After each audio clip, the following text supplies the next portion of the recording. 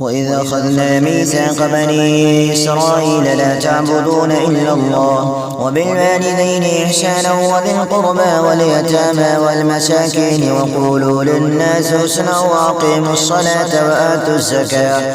ثم توليتم إلا قليلا منكم وأنتم معرضون. وإذ أخذنا ميثاقكم لا تسفكون دماءكم ولا تخرجون أنفسكم من دياركم ثم أقررتم وأنتم تشهدون ثم أنتم هؤلاء تقتلون أنفسكم وتخرجون فريقا منكم من ديارهم تظاهرون عليهم بالإثم والعدوان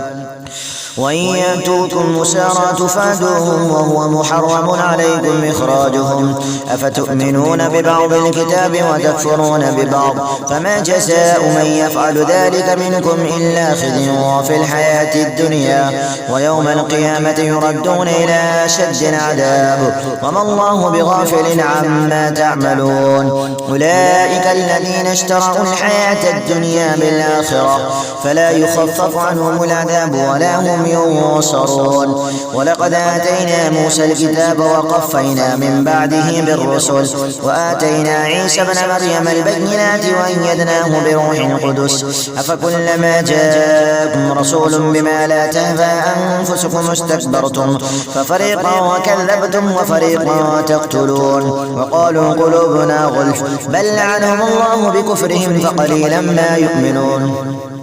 ولما جاءهم كتاب من عند الله مصدق لما معهم وكانوا من قبل يستفتحون على الذين كفروا فلما جاءهم ما عرفوا كفروا به فلعنة الله على الكافرين. بئس ما اشتروا به أنفسهم أن يكفروا بما أنزل الله بغيا أن ينزل الله من فضله على من يشاء من عباده فباءوا بغضب على غضب وللكافرين عذاب مهين. وإذا قيل لهم آمنوا بما أنزل الله قالوا نؤمن بما أنزل علينا ويكفرون بما وراءه وهو الحق مصدقا لما معهم قل فلم تقتلون أنبياء الله من قبل إن كنتم مؤمنين. ولقد جاءكم موسى بالبينات ثم اتخذتم العجل من بعده وأنتم ظالمون. وإذ أخذنا ميثاقكم ورفعنا فوقكم الطور خذوا ما آتيناكم بقوة واسمعوا قالوا سمعنا وعصينا وأشربوا في قلوبهم العجل بكفرهم قل بئس ما يأمركم به إيمانكم إن كنتم مؤمنين. قل إن كانت لكم الدار الآخرة عند الله خالصة من دون الناس فتمنوا الموت إن كنتم صادقين ولن يتمنوه أبدا بما قدمت أيديهم والله عليم بالظالمين. ولتجدنهم أحرص الناس على حياة ومن الذين أشركوا يود أحدهم لو يعمر 1000 سنة وما هو بمزحزحه من العذاب أن يعمر والله بصير بما يعملون. قل من كان عدوا لجبريل فإنه نزله على قلبك بإذن الله مصدقا لما بين يديه وهدى وبشرى للمؤمنين.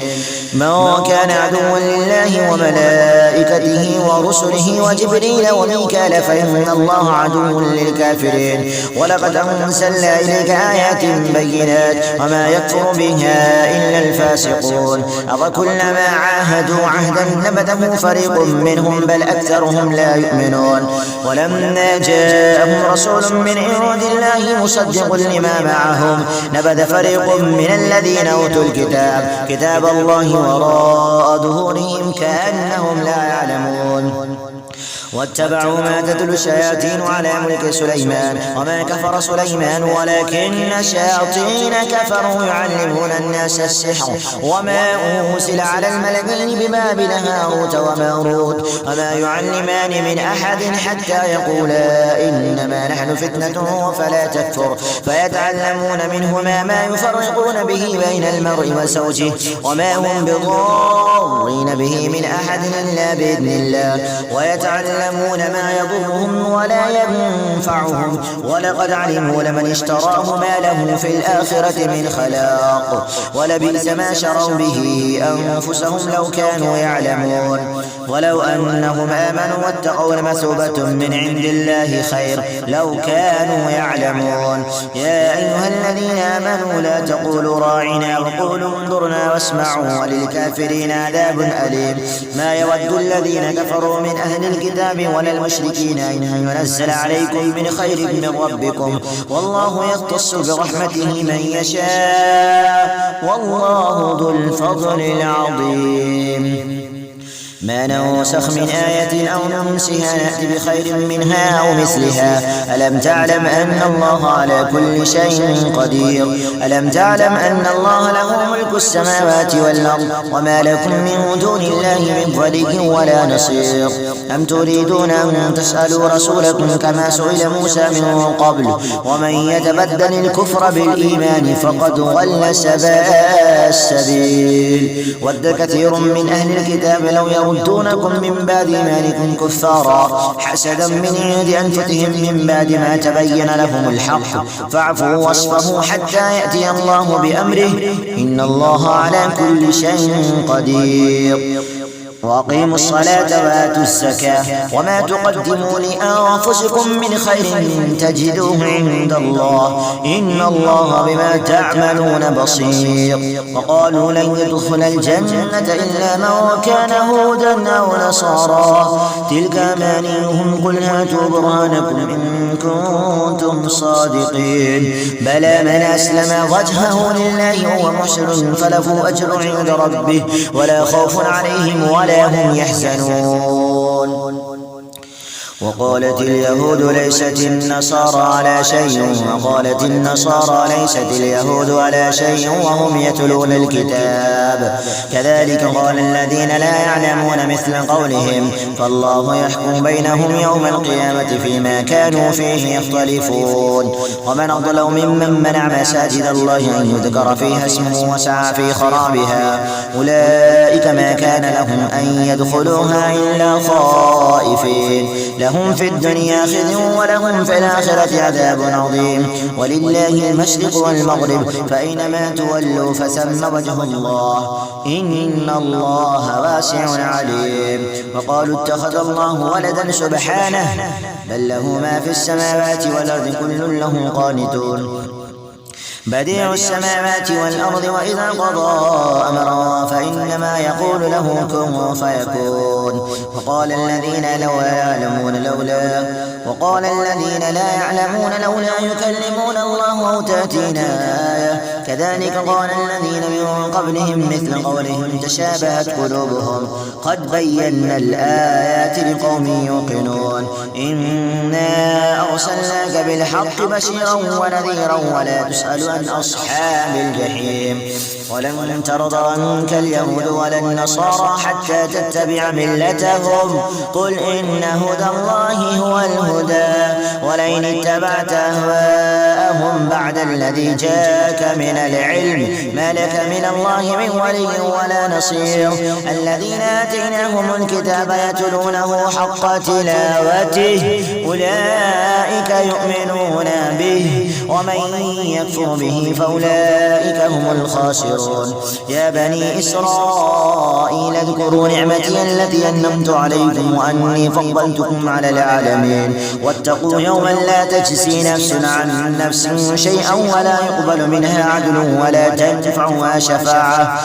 تنفعها شفاعة ولا هم ينصرون. وإذ ابتلى إبراهيم ربه بكلمات فأتمهن قال إني جاعلك للناس إماما قال ومن ذريتي قال لا ينال عهد الظالمين. وإذ جعلنا البيت مثابة للناس ومنا واتخذوا من مقام إبراهيم مصلى وعهدنا إلى إبراهيم وإسماعيل أن طهرا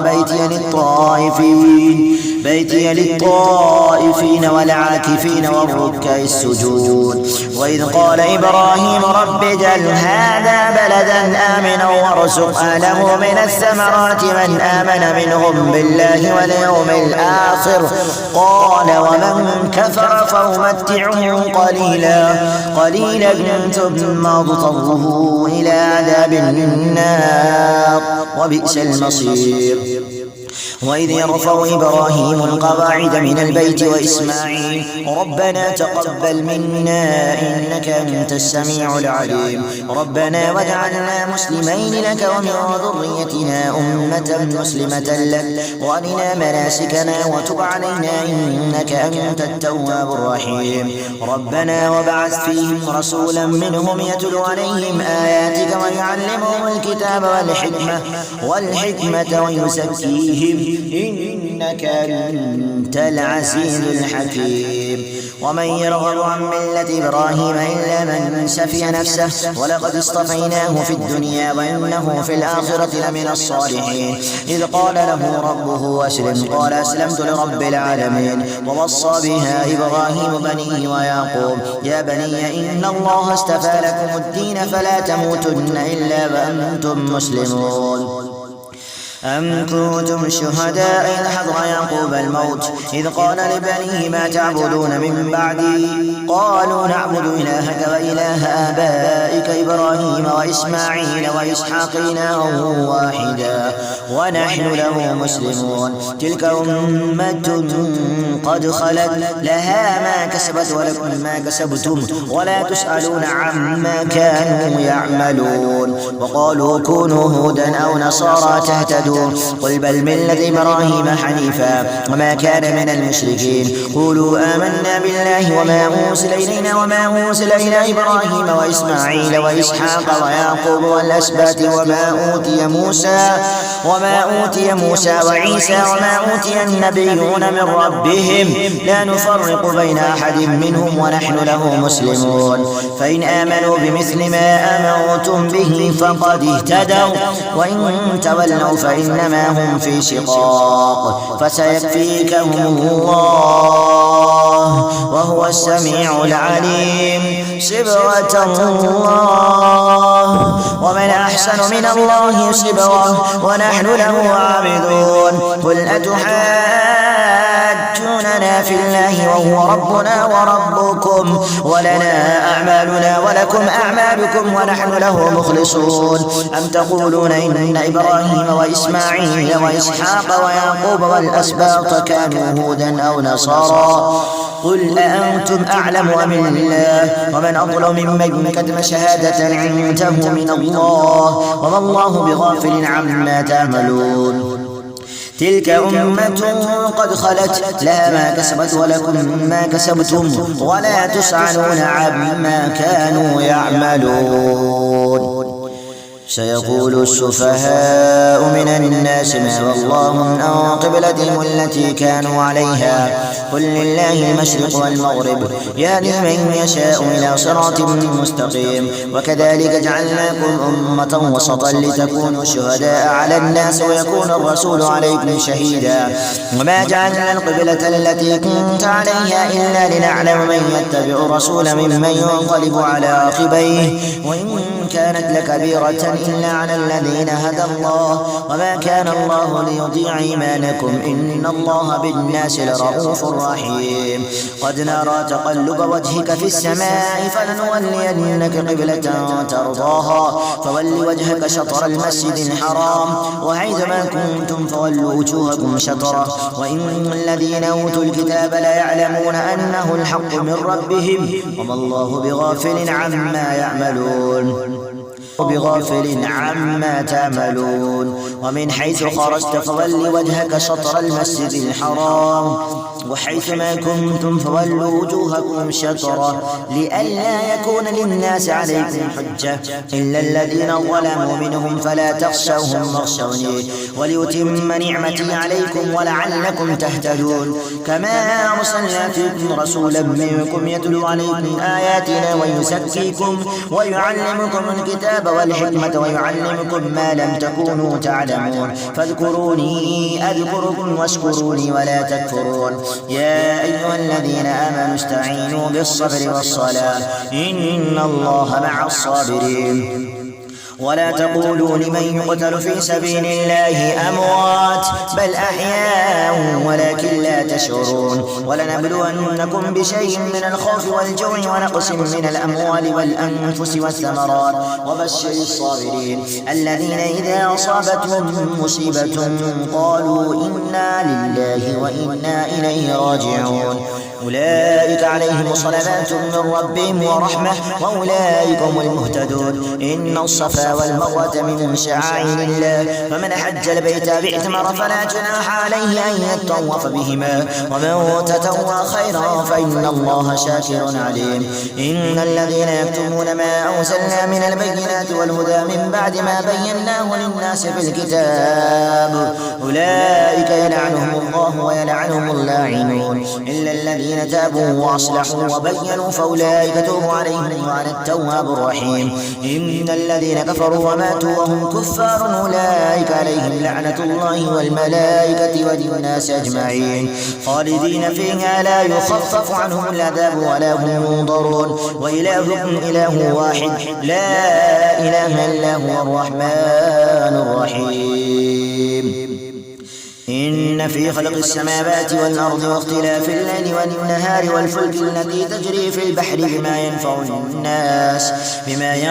الناس وما أنزل الله من السماء من ماء فأحيا به الأرض بعد موتها وبث فيها من كل دابة وتصريف الرياح والسحاب المسخر بين السماء والأرض لآيات لقوم يعقلون.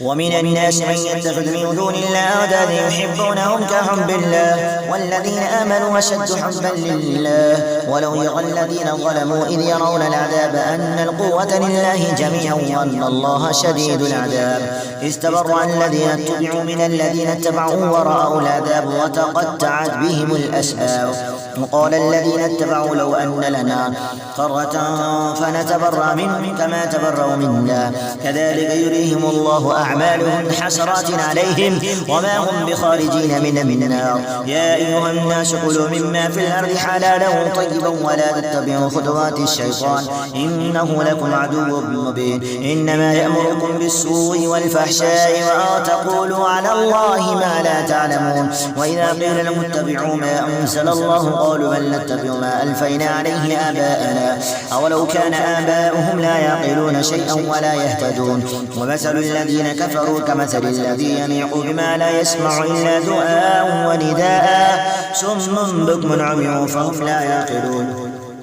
يا أيها الذين آمنوا كلوا من طيبات ما رزقناكم واشكروا لله إن كنتم إياه تعبدون. إنما حرم عليكم الميتة والدم ولحم الخنزير وما أحل به لغير الله فمن اضطر غير باغ ولا عاد فلا إثم عليه إن الله غفور رحيم. إن الذين يكتمون ما أنزل الله من الكتاب ويشترون به ثمنا قليلا أولئك ما يأكلون في بطونهم إلا النار ولا يكلمهم الله يوم القيامة ولا يزكيهم ولهم عذاب أليم. أولئك الذين اشتروا الضلالة بالهدى والعذاب بالمغفرة فما أصبرهم على النار ذلك بأن الله نزل الكتاب بالحق وإن الذين اختلفوا في الكتاب لفي شقاق بعيد. ليس البر أن تولوا وجوهكم قبل المشرق والمغرب ولكن البر من آمن بالله واليوم الآخر والملائكة والكتاب والنبيين وآتى المال على حبه ذوي القربى واليتامى والمساكين وابن السبيل والسائلين وفي الرقاب وأقام الصلاة وآتى الزكاة والموفون بعهدهم إذا عاهدوا والصابرين في البأساء والضراء وحين البأس أولئك الذين صدقوا أولئك هم المتقون. يا أيها الذين آمنوا كتب عليكم القصاص في القتلى الحر بالحر والعبد بالعبد والأنثى بالأنثى فمن عفي له من أخيه شيء فاتباع بالمعروف وأداء إليه بإحسان ذلك تخفيف من ربكم ورحمة فمن اعتدى بعد ذلك فله عذاب أليم ولكم في القصاص حياة يا أولي الألباب لعلكم تتقون كتب عليكم إذا حضر أحدكم الموت إن ترك خيرا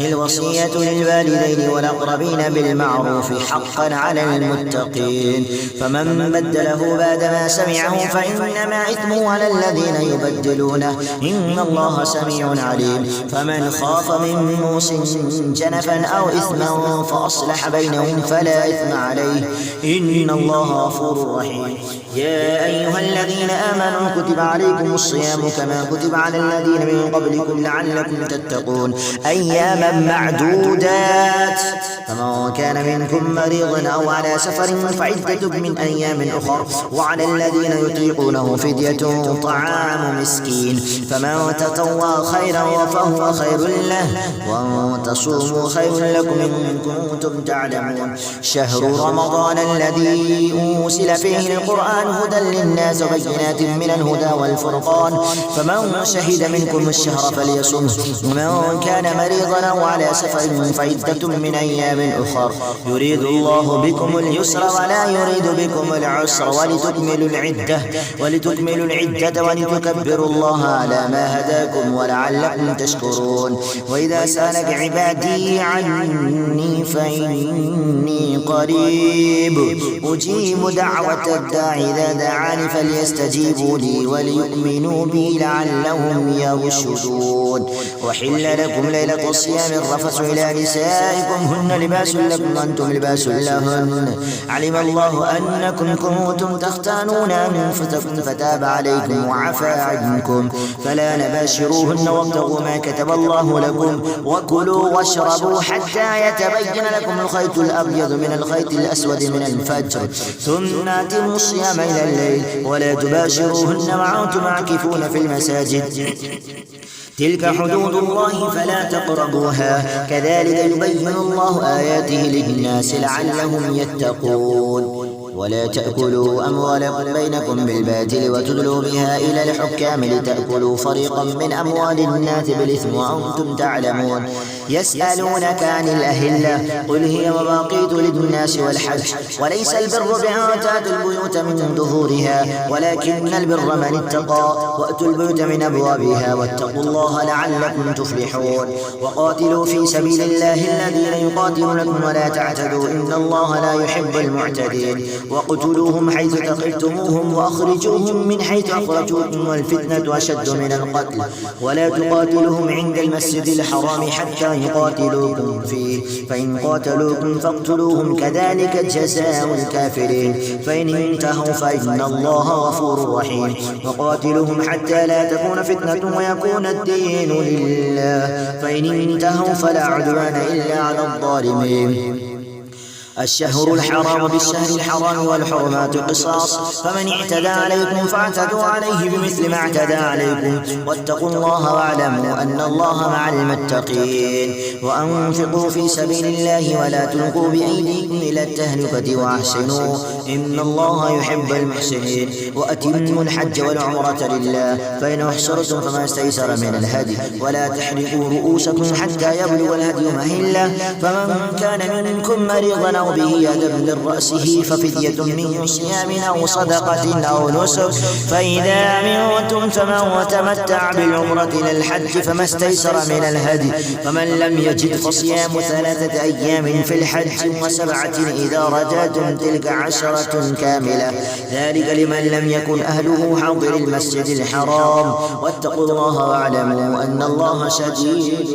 العقاب الحج أشهر معلومات فمن فرض فيهن الحج فلا رفث ولا فسوق ولا جدال في الحج وما تفعلوا من خير يعلمه الله وتزودوا فإن خير الزاد التقوى واتقون يا أولي الألباب ليس عليكم جناح أن تبتغوا فضلا من ربكم فإذا أفضتم من عرفات فاذكروا الله عند المشعر الحرام واذكروه كما هداكم وإن كنتم من قبله لمن الضالين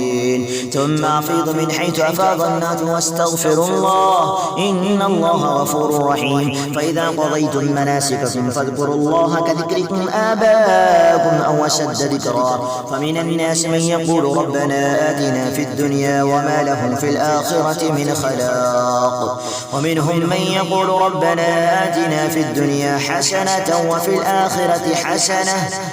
الآخرة حسنة وقنا عذاب النار أولئك لهم نصيب مما كسبوا والله إلى الله ترجع الأمور سل بني إسرائيل كم آتيناهم من آية بينة ومن يبدل نعمة الله من بعد ما جاءته فإن الله شديد العقاب زين للذين كفروا الحياة الدنيا ويسخرون من الذين آمنوا والذين اتقوا فوقهم يوم القيامة والله يرزق من يشاء بغير حساب كان الناس أمة واحدة فبعث الله النبيين مبشرين ومنذرين وأنزل معهم الكتاب بالحق ليحكم بين الناس فيما اختلفوا فيه وما اختلف فيه إلا الذين أوتوا من بعد ما جاءتهم البينات بغيا بينهم فهدى الله الذين آمنوا لما اختلفوا فيه من الحق بإذنه والله يهدي من يشاء إلى صراط مستقيم أم حسبتم أن تدخلوا الجنة ولما يأتكم مثل الذين خلوا من قبلكم مستهم البأساء والضراء وزلزلوا حتى يقول الرسول والذين آمنوا معه متى نصر الله ألا إن نصر الله قريب يسألونك ماذا ينفقون قل ما أنفقتم من خير فللوالدين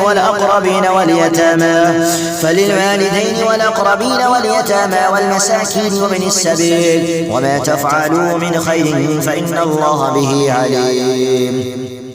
كتب عليكم القتال وهو كره لكم وعسى أن تكرهوا شيئا وهو خير لكم وعسى أن تحبوا شيئا وهو شر لكم والله يعلم وأنتم لا تعلمون يسألونك عن الشهر الحرام قتال فيه قل قتال فيه كبير وصد عن سبيل الله وكفر به والمسجد الحرام وإخراج أهله منه أكبر عند الله والفتنة أكبر من القتل ولا يزالون يقاتلونكم حتى يردوكم عن دينكم إن استطاعوا ومن يرتد منكم عن دينه فيموت وكافر فأولئك حبطت أعمالهم في الدنيا والآخرة أولئك أصحاب النار هم فيها خالدون إن الذين آمنوا والذين هاجروا وجاهدوا في سبيل الله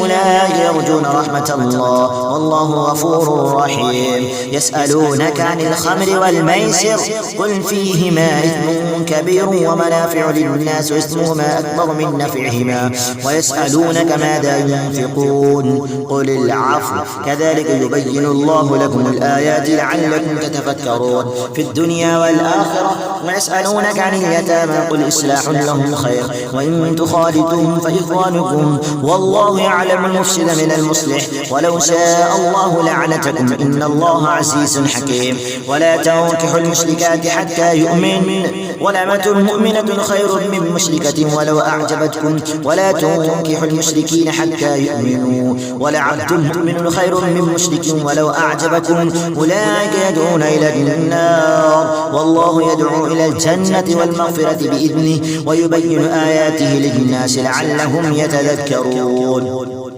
ويسألونك عن المحيض قل هو أذى فاعتزلوا النساء في المحيض ولا تقربوهن حتى يطهرن فإذا تطهرن فأتوهن من حيث أمركم الله إن الله يحب التوابين ويحب المتطهرين نساؤكم حرث لكم فأتوا حرثكم أن شئتم وقدموا لأنفسكم واتقوا الله واعلموا أنكم ملاقوه وبشر المؤمنين ولا تجعلوا الله عرضة لأيمانكم أن تبروا وتتقوا وتصلحوا بين الناس والله سميع عليم لا يؤاخذكم الله باللغو في أيمانكم ولكن يؤاخذكم بما كسبت قلوبكم والله غفور حليم للذين يؤلون من النساء نسائهم تربص 4 أشهر فإن فاءوا فإن الله غفور رحيم وإن عزموا الطلاق فإن الله سميع عليم وإذا طلقتم النساء فبلغن أجلهن فأمسكوهن بمعروف أو سرحوهن بمعروف ولا تمسكوهن ضرارا لتعتدوا ومن يفعل ذلك فقد ظلم نفسه ولا تتخذوا آيات الله هزوا واذكروا نعمة الله عليكم وما أنزل عليكم من الكتاب والحكمة يعظكم به واتقوا الله واعلموا أن الله بكل شيء عليم.